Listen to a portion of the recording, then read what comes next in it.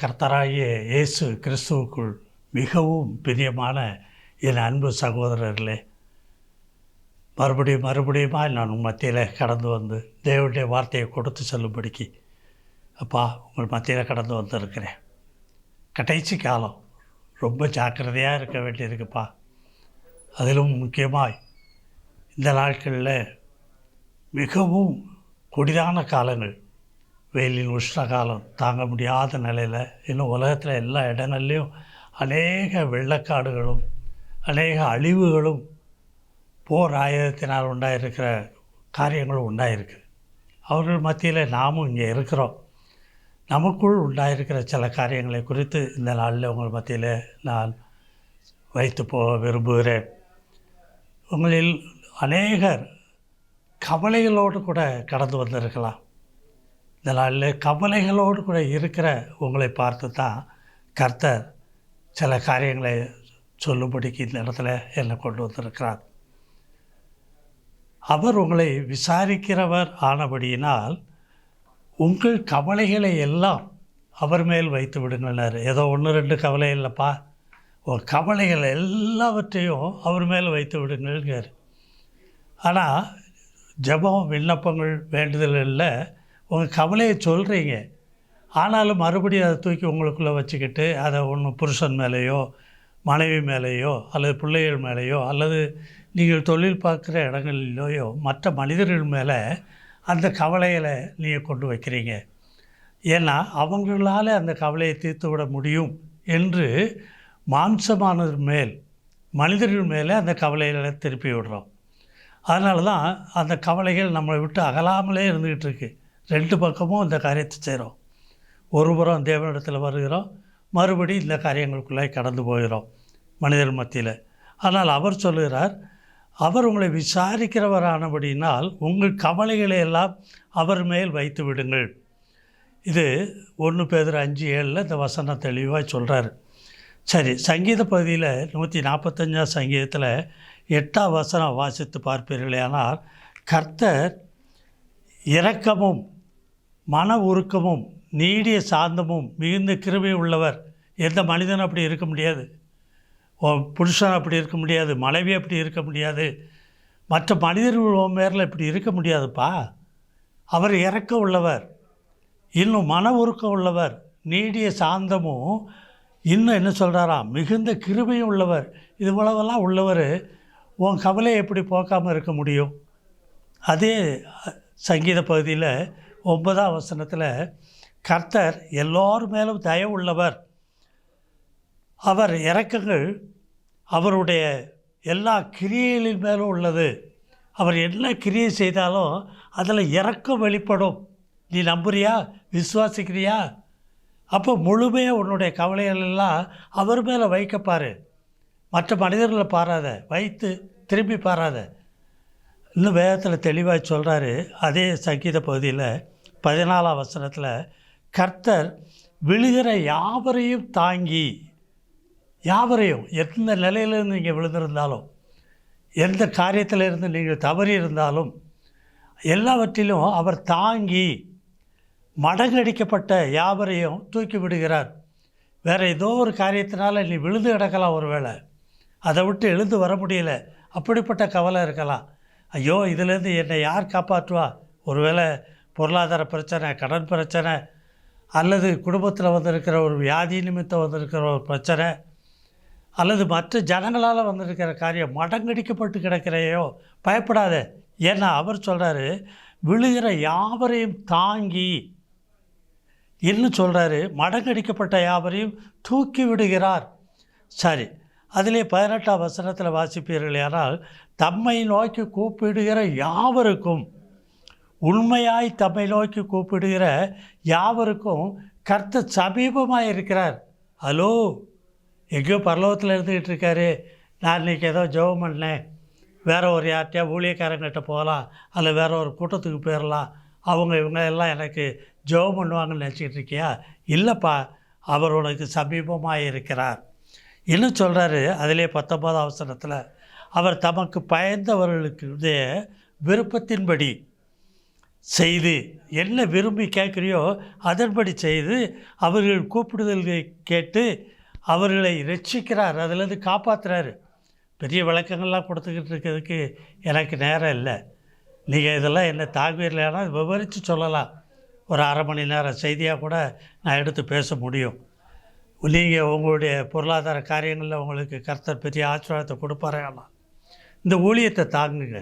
ஏதாவது நீங்கள் காரியங்கள் செய்வீர்களே ஆனால் இன்னும் வரப்போகிற காரியங்களில் இது எப்படியெல்லாம் உங்களுக்கு விவரித்து சொல்ல முடியுமோ அதையெல்லாம் அனுபவபூர்வமாய் நான் கண்டதையும் கேட்டதையும் தொட்டு அறிஞ்சிருக்கிறத உங்கள் மத்தியில் கடந்து வந்து சொல்ல முடியும்.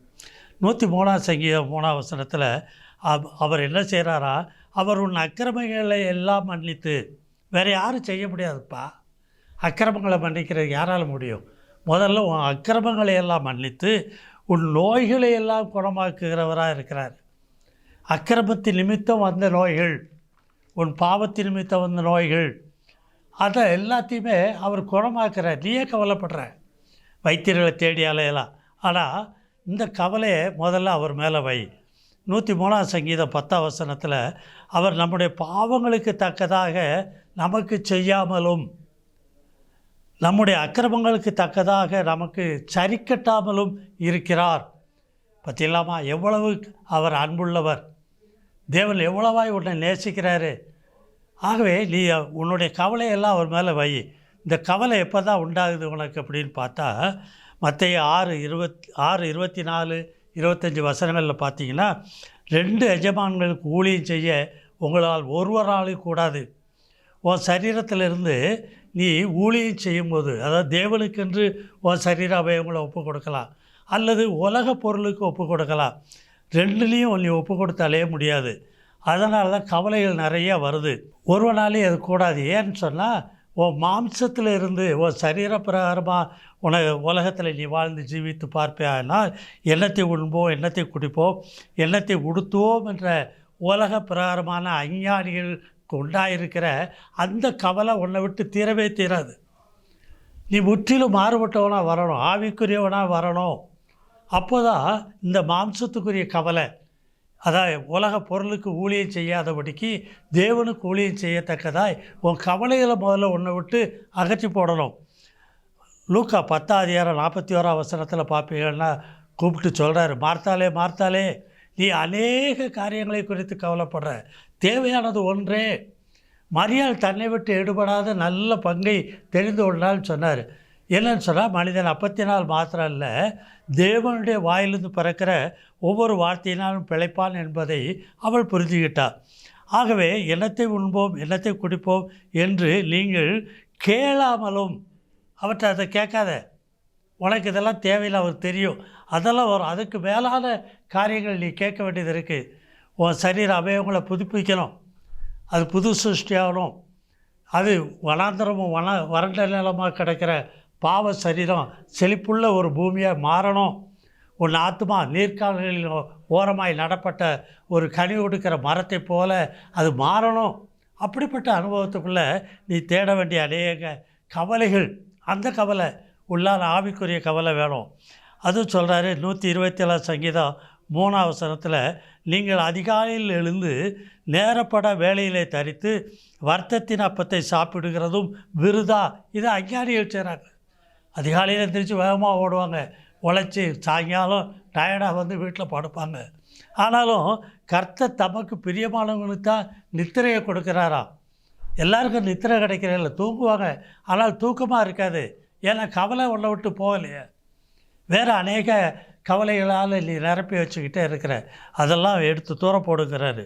அதனால தான் பிலிப்பியர் 4:6 சொல்கிறாரு, நீங்கள் ஒன்றுக்கும் கவலைப்படாமல் எல்லாவற்றையும் குறித்து உங்கள் விண்ணப்பங்களை ஸ்தோத்திரத்தோடு கூடிய ஜெபத்தினாலும் வேண்டுதலினாலும் தேவனுக்கு தெரியப்படுத்துங்க. நீ அறியாமல் கூட சில காரியங்களை வேண்டிக்கிட்டு இருக்கலாம், ஆனால் இதை செய்யுங்கிறாரு. ஜெபம் பண்ணு, வேண்டாம் சொல்லலை, எல்லாத்தையும் தெரிவி. 115 சங்கீதம் 12 வசனத்தில் கர்த்தர் நம்மை நினைத்திருக்கிறார், அவர் ஆசீர்வதிப்பார். அதான் உண்மை, அதை நீங்கள் அறிய முடியும். நிச்சயமாக ஆசீர்வதிப்பார். நம்ம நினச்சிருக்காரு, மறக்கலாம் அவர். இன்னும் மத்தேயு 6:32 சொல்கிறாரு, இவைகளையெல்லாம் அஞ்ஞானிகள் ஆடி திரிகிறார்கள். எண்ணத்தை புசிப்போம், எண்ணத்தை குடிப்போம், எண்ணத்தை உடுத்துவோம் என்ற அந்த கவலை, அதை விடு, கவலைப்படாதிருக்கிறது. அதைத்தான் அவர் சொல்கிறாரு. ஏன்னா அதையெல்லாம் உங்களுக்கு தேவை என்று அவர் அறிந்திருக்கிறார். இன்னும் சொல்கிறார் லூக்கா 12:7, உங்கள் தலையில் உள்ள மயிரெல்லாம் எண்ணப்பட்டு இருக்கிறது, ஆகையால் பயப்படாதிருங்க. இது எதுக்கு உதவும்? தலையில் இருக்கிற முடி, அதை கூட எண்ணி வச்சுருக்காரு. அவ்வளவு கவலையோட உங்கள் மேலே, கரிசனையோட உங்கள் மேலே கண்ணும் கருத்துமாக இருக்கார். நம்புங்க, உங்களை விசாரிக்கிறவர், அவர்கிட்ட கொண்டு உங்கள் கவலையெல்லாம் வச்சுருங்க. இன்னும் சொல்கிறாரு 91 சங்கீதத்தில் வாசிச்சு பாருங்கள், உன் பாதம் கல்லில் இடராதபடி அவருடைய தூதர்கள் உன்னை காத்துக்கொள்வார்கள்.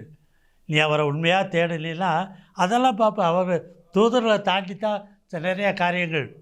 நீ கவலை இல்லாமல் இருப்ப. அதிலே 11ஆம் வசனத்தில், உன் வழிகளிலெல்லாம் உன்னை காக்கும்படி உனக்காக தம்முடைய தூதர்களுக்கு கட்டளையிடுவார். நீடித்த நாட்களால் அவனை திருப்தியாக்கி என் ரட்சிப்பை அவனுக்கு காண்பிப்பேன். 41:10 ஏசாயால, நீ பயப்படாதே, நான் உன்னுடனே இருக்கிறேன், திகையாதே, நான் உன் தேவன், சர்வ வல்லவர். சகலத்தை அறிந்திருக்கிற உலகத்தில் உள்ள எத்தனை கோடி ஜனங்கள் இருக்காங்களோ அவங்க இருதயத்தில் எழும்புகிற ஒவ்வொரு நினைவுகளையும் அவர் அறிந்திருக்கிறார். அப்போ நினைவு அவர் அறியாமல் இருப்பாரா? கவலையோடு தான் நீ இருக்கிற. அவர் தான் உன் மேலே கரிசனையாக இருக்கார், கண்ணு கருத்துமாக இருந்துக்கிட்டு இருக்கார். அவரை அந்த நிலையில் அவரை நோக்கி பார்க்க தெரியணும். திகையாதே, நான் உன் தேவன், நான் உன்னை பலப்படுத்தி உனக்கு சகாயம் பண்ணுவேன்.